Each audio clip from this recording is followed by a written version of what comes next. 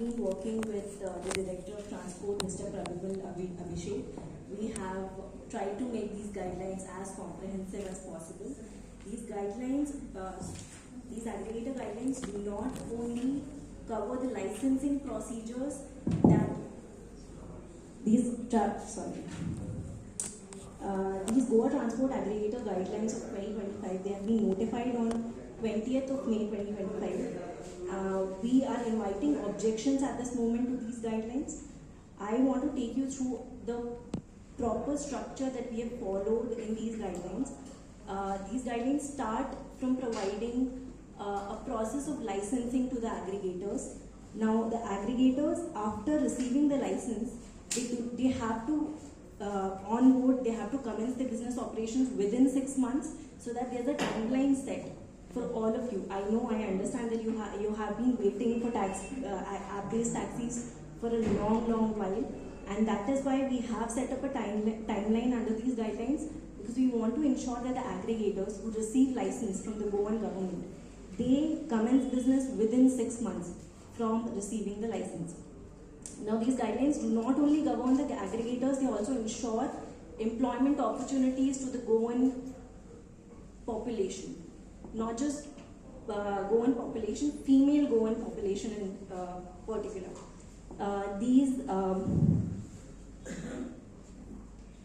So in these guidelines, we have ensured that the aggregators follow certain conditions, right?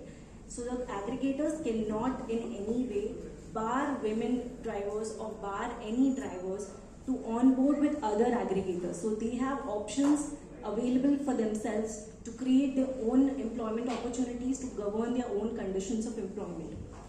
These guidelines also ensure that the drivers who are onboarded with the aggregators get health insurance.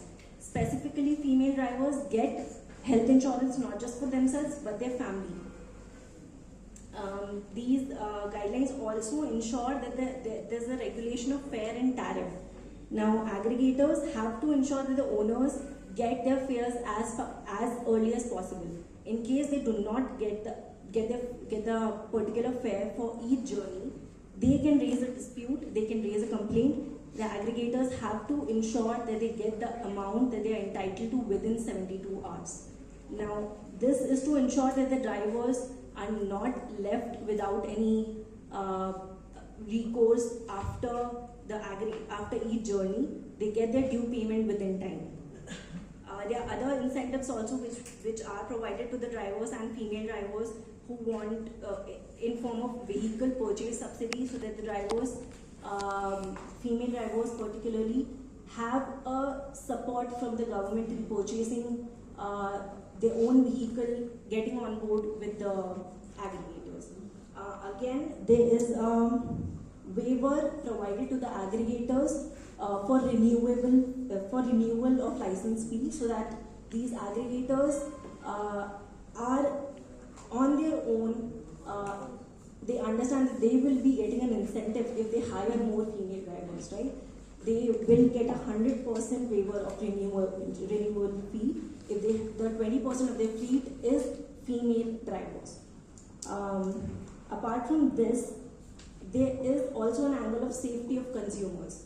We want to ensure that the aggregators and all the vehicles that they are onboarding display the driver's license and the vehicle permit on the vehicle. Additionally, we are also ensuring that the identity of the driver is same as that shown on your apps. Now, these guidelines we have tried to make it as comprehensive as possible, not just for the consumers but also for the drivers, female drivers who are going to be onboarded with the aggregators, providing incentives to all of them, providing incentives to the aggregator to hire more female drivers. And yeah, it's a great step. I feel I have heard all of your concerns. I am sure if you have any objections or suggestions to these guidelines, you can even address that within a period of 30 days from the notification of these guidelines. These guidelines were notified on 20th of May, and I'm sure the Director of Transport would love to hear all of your suggestions. Thank you. So, do we have any questions? Yeah.